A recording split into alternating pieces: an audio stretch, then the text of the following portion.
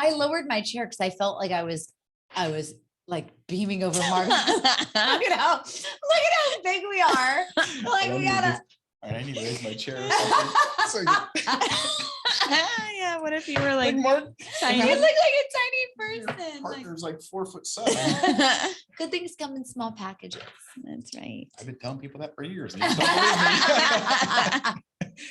don't believe me. Oh, I love it. Okay, Mark Hancock, welcome to Live Bold and Boss Up podcast. Officially, we have you on your very own episode, and we're really excited to have you on and chat about what the hell is recruiting. Because like so many people get it twisted with what does the staffing firm do? How does one engage, right? How does it work? I find myself explaining that to a lot of people. I get, you know what question I get a lot is a staffing firm the same as a headhunter? Like constantly. Yeah. And it's funny because I wonder, I've never heard anybody define one versus the other. I go, well, I think that's me. I search out for people and find them as that. If you're defining that as a headhunter, then yeah, that's just an old school term that it's just translated into today. Kind of like when somebody says, oh, I'm a webmaster. It's like, webmaster, like that's right. It's a job description. Like, so yeah, some of these old terms that keep moving on. Right. Maybe the staffing firms didn't like being called headhunters because they thought it sounded very barbaric, right? Like we're not really hunting your head. Yeah. Right. We're not gonna decapitate you. We are kind of hunting for your brain. Right. Yeah. Brain knowledge. Your brains and your talent. Yes. Great one. Yeah. So who should use a staffing agency? You know, that's a great question. I find that it's almost like when people decide to mow their grass or pay somebody to mow their grass. You know, you can do it yourself. You can go out and recruit on your own, or you can pay somebody to do the recruiting for you. It really depends on the amount of time and effort you want to put into it. You know, are you hiring just one person and you're only going to hire one person or two people this whole year? Maybe a staffing firm's not the right choice. Maybe if it depends on how important it is, how big of a deal it is. There's so many different factors that go into it. But I find that it all comes down to your time, the time and energy you want to put into it. And what is your time and energy worth? What is the person who's doing the hunting and the searching for you internally, what is their time and energy worth? And it all translates to money. And it's, you know, we all have one thing that's finite, and that's our time. Right. So I love that analogy. That's a great way of putting it in perspective. It's like, yeah, you can find your own people, but you can cut your own grass too. Right. But do you do that? I choose not to. Right, that was the best money I've ever spent. Exactly. My kids were very happy that I hired somebody to mow the grass. Thank you, Dad. I don't have to mow the grass every weekend before I'm allowed to go out. Yep. Right. Well, so, okay, maybe we should rewind a little bit and share how long you've been in the recruiting industry and the staffing industry, so that they kind of have a good idea of like why we're asking you this, right? You're heading up our Orlando office. You've been in this for a long time, where you've headed up more than just one office before, right? Right. Like this is not your first rodeo. No, I've been in it for 9 years, which when you break it down to how long a part of my life, you're like, oh, I'm older than you guys are, but it means I'm almost 20% of my life has been spent in recruiting. And so everybody's doing the math right now. How old is that guy? He did 20% of his life. But yeah, so 9 years, but it's been fun. I've learned so much and grown so much, and I've worked with some amazing people, and it's been a good ride. I feel like staffing, in at least, you know, from our world, we've been in technology for a very long time. A lot of technology people are familiar with staffing firms because, you know, you have the contract model and you go through a staffing company and they're getting used to getting 100 calls a day. But now staffing is not just for tech people, it's for all industries: sales, accounting and finance, healthcare. There's so many other industries that now, I mean, they need staffers. Right. And it's interesting how with all the growth in the US, there's so many open positions across the board for everything for different reasons. So the staffing industry has boomed in the past few years because there's not enough people to fill all the jobs. And so everybody needs help finding people. I mean, we work really, really hard to find candidates for companies. And we do this every day, all day. And we have a hard time with it. So I know somebody who doesn't do it, that doesn't have the same tools that we do, that it's hard for them as well. I mean, obviously people work within their own networks and they talk to people and they get out there and the friends and family and this. And a lot of times you may find somebody that way. And I always say, if you don't have to pay an agency, you don't pay an agency. It's fine, but it's, we're here to help. And, there's a lot of agencies out there. The interesting thing is some agencies get a bad rap and some of them deserve it. There's the thing with staffing is there's really not a barrier to entry. It's not like you're a doctor or a lawyer where you have to pass the test to become that in that industry to be certified. You can show up, anybody listening to this podcast tomorrow can open up their laptop, open up their cell phone and say, I'm a recruiter. And they can go and start calling people and say, I'm a recruiter for somebody, or they can, anybody can do it, but not everybody can do it well. And that's the thing I'll say for people out there who are going to use an agency is finding reputable agencies, just like finding a reputable attorney, finding a reputable doctor.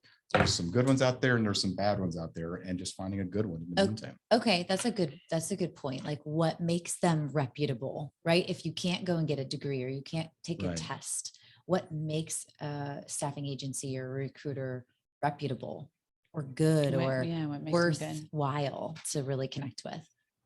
I'd say any service that you are going to hire, whether it be back to somebody's going to take care of your lawn, if you're going to hire somebody to clean your house, if you're going to hire an electrician, if you're going to hire anybody, you're going to interview them. You're going to ask for referrals. You're going to try to go through your network to find out who's good, who have you had good experiences with.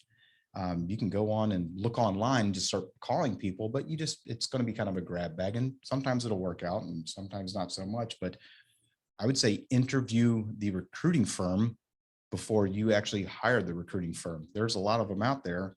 Take your time to talk to different people and find out, what is their method for finding candidates? What do they do? How long have they been in this market?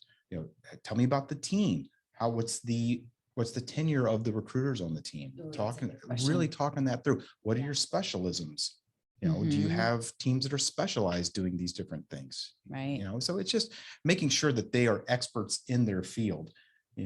Back to, it's like, you can hire anybody to, I keep coming back to that mowing the grass thing, but it's just so true. It's like, anybody up the street can come walking down there with their lawnmower and mow your grass, but then you see the guys come rolling in with the big old machines. They come through and they rip through it in 20 minutes and they're really good at what they do.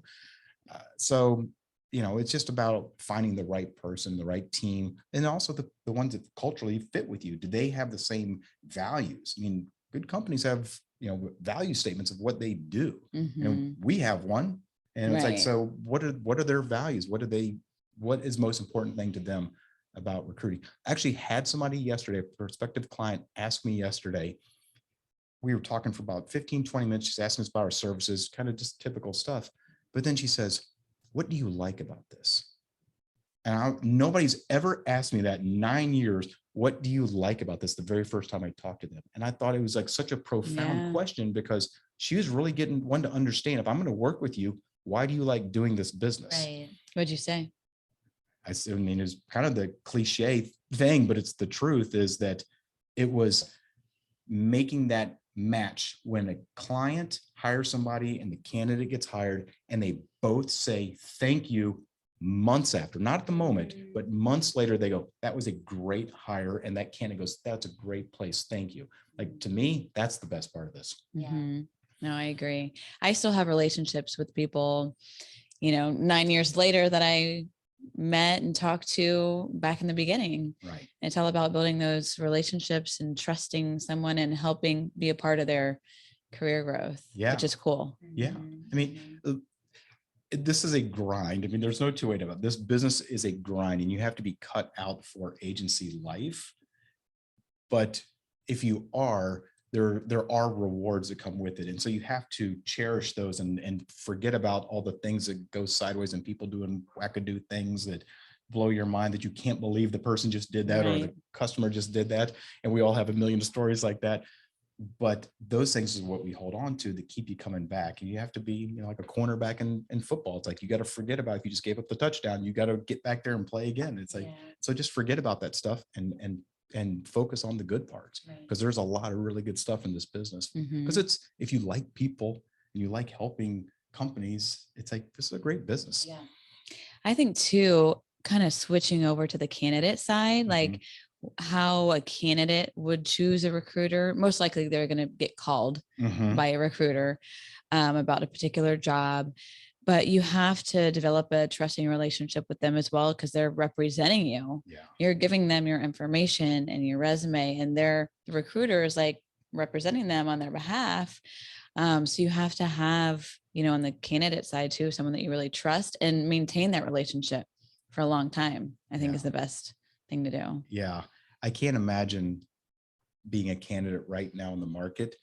And if the moment you click open to new opportunities, it's like the floodgates of recruiters calling and messaging them. I mean, I talked to somebody yesterday, and I literally every day they said, I get 20 emails a day from recruiters reaching out to them. 20 recruiters a day. Which is crazy. Well, how do you pick one? First of all, how do you find a recruiter? And then how do you pick one? Being in this market, when you're getting like 20 different emails a day from different recruiters. What would you say? What's the best way to like sift through all that? It's funny because we talk about when we're reaching out to people, like sending good messages, sending something that stands out, that doesn't look like it's just spam. Right. I think there's a lot of tools out there that you can flood people's emails, just sending out hundreds of emails. I would say the best messages are sent out are ones that the recruiter's taken the time to look at your profile and say, Ashley, I saw your profile, such and such, such and such. That really was appealing because I have a job that meets this, this, and this. Like the things line up, that they're talking to you and not just, hello, Ashley. And it's like, it's almost like you can hear the computer voice. Exactly. And it's just generic and not to you. Right. I think that's just a good place to start. Right. And then start weeding through there and just seeing, reading through what the job is, and making sure that they've actually read, and like if they sent you a job that lines up for you. Right. I was going to say that. Like, I was just talking to someone yesterday, I think, at the Tech Fest, and just getting calls for jobs that like aren't even close to what you do. Like, did you even read my resume? Right. Like, are you paying attention? Right. So really getting to understand like what they do and asking the right questions and just being genuine about it. Yeah. It's, when you talk to a recruiter, it should not be transactional. That's the way we look at it. We've all been trained, and we've all come up in this business where this is about relationships. This is not about helping somebody find a job one time in their life and never talking to them again. Right. It's about helping them find a position, and maybe they get promoted, or maybe one day they leave and go to another company, and they call you again 5-6 years down the road. You just don't know. And it's just, but putting those people first in their career. I mean, what are the most stressful things that you do in your life? Buying a house, getting married, the big decisions, what college you decide to go to, and changing jobs. And it's like, and if recruiters are treating it like a transaction, then they're not looking out for some of the most stressful times in your life and most important things. Right. And people that keep that in mind are usually the better recruiters that make those relationships that last. Right. And I think right now, just the way the market is, it's a great time to find a firm that you really like and connect with and click with. And because looking for a job can be very daunting. And just applying, at least if you have a good firm that you love, then at least they can represent you and put your resume in front of the right person. Right. Taking the time when you're talking to a recruiter, just as a candidate, making sure that you spend the time, because sometimes people think it's just going to be a 5-minute phone call. They know our recruiters are talking to you for 30, 40 minutes, 45 minutes, sometimes really digging in, because they want to understand you and what you're really looking for. And they should be asking you a series of questions to make you think about things that maybe you didn't even realize you should be thinking about. Right. Yeah. Because they're ultimately going to be doing the work for you. They're going Right. to be doing the whole searching all of our jobs for you Yeah. and picking out the best ones and then Right. presenting them to you. So it's Yeah. almost like it's a Mhm. service. Right. It's not And- transactional. Right. Yeah. The nice thing is that the candidates, they don't have to pay us. Right. Right. Yeah. That's an important one. Right. How do we just get to that part? Right. Yeah. Right. It doesn't come from the candidates. Yeah. It's Yeah. free. I Yeah. know. Sometimes we're like, okay, what's the catch? I know. I Yeah. get that a lot. It's like, no, we're helping you find a job, and the companies, they like pay us to come find you. You don't owe us Yeah. anything. Yeah. Yeah. So- It's a fun business to be in. Like I said before, it's like, but you have to have that passion and the ability to connect with people. And it's like, and if you treat it like a transaction, it's never going to Right. work out. But it's, Right. I'd say for the candidates, taking the time to understand the recruiters asking you these questions because they want to know, because they want to help you. And a good recruiter is going to tell you, hey, you know what, that other job that you're interviewing for, that's better than the job that I've got. Yeah. And being honest about it. It's like, because we've all done it. We've all told somebody, it's like, you know what, that other job sounds better than the one that I've got for you. Mhm. My advice to you is go take that one. Right. A good recruiter will not put their needs before the candidate's Yeah. needs. Right. That's a great point. Yeah. Wait, so random question. How did you get into recruiting? You just stumble along and you walked right into it. No, it's I feel like we all kind of like, yeah, fell into exactly. it. Yeah. There's 100 years ago when I was in college, nobody was ever thinking like, I'm going to college to be a No. recruiter. Right. We all just kind of find our way here. But I was in sales for a while, and then knowing Dan, and I wasn't even sure what Dan did. I just knew Dan had a business of some sort that That's funny. did something with technology. That And made money in like, some I had sort no of idea, I had no way. idea, but I knew you had salespeople. I'm like, okay, what does this mean? And so we talked about it, and more I learned about, the more excited I got, and interviewed for the job, got the job, and I was in pharmaceuticals for 13 years. That's cool. I used to want to get into pharmaceuticals. Yeah. Me too. That was always like the sexy sales job. Right? Yeah. Yeah. Now it seems like there's a lot of people in college coming out going, I want to be a recruiter now. Like, Right. That's so random. Yeah, Yeah. it's kind of funny. It is Well, kind of funny. I feel like that was so informative and like brought a lot of good information on what recruiting is and how to find one, or how to find a good one. Right. I should say. Yeah. Yeah, we might have to do another podcast one time of all the crazy. Oh, we have stories to. I mean, of- let's share one right now. Yeah. Do you have one in mind? I can't. Well, it's actually one that comes to the top of mind. Like the funny things that candidates do is Will and I had a candidate one year, and I say 1 year because this candidate was supposed to interview for a job and then didn't show up for the interview. And we called him all day. And then he calls us later on that day. He's like, I'm so sorry. I had to rush my son to the hospital. He broke his arm. Like, oh, no problem at all. No. And I don't recall if he had ended up interviewing again after that, but I remember he said he broke his arm. He couldn't interview. I think they just moved on with other candidates. So this is for a Right. contract role, and they were in a big hurry. Right. And so they end up moving on. Well, a few years later, another recruiter was working with this candidate, and I'd forgotten because it's just one of the blip in time from years Right, before. And then this person was supposed to interview, and he's missed the interview, and he said, I had to take my son to the hospital. He broke his arm. And I'm like, and then we went back and looked through our system and found like that was the same guy who said the same story about his kid breaking his arm 2 different times. I'm like, Come on, dude, guys. you're Come just up with a missing- different like, excuse. Your poor broken armed kid, just happened to break his arm on the days of interviews for I us. don't know if that's real. Obviously, I feel like that's fake. First of all, 100% you he's better lying. not have a son. No, he's damning that kid to break all of his right? bones. That's horrible. But just goofy stories like that. I mean, but It is amazing. Just be honest. Like Right. that's number one. Like candidates listening, if you're using a recruiter and you Yeah. don't want to interview anymore, just tell us. say it. yeah, We will help you. Yeah. We will help you get out of it. It's easy. yeah. No Right. problem. Remember? Fool yourself. Yeah. I had a candidate not that long ago who was on their way to the interview, didn't show up, and then sent me a picture of like a smashed up car and said he had gotten in a car accident on the way to the interview.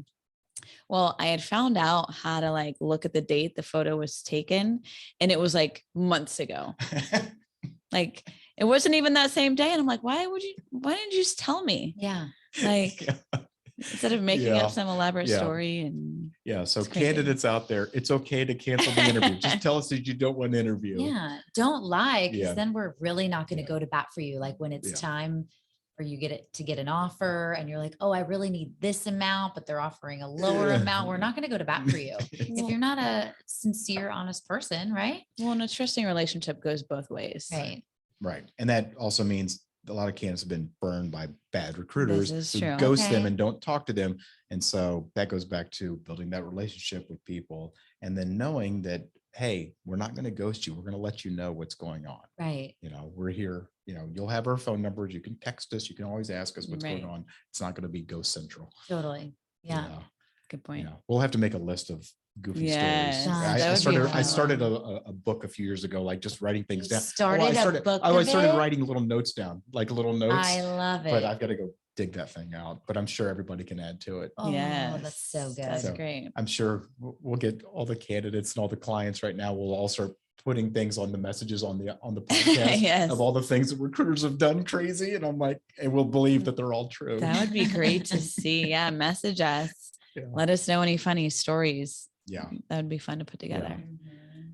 Cool. Well, thank you, Mark. Thank you That for was having me. It was so great having you. It was fun being on this side of the microphone and I was always Right? listening in my car. I love it. Until next time. Live bold and boss up.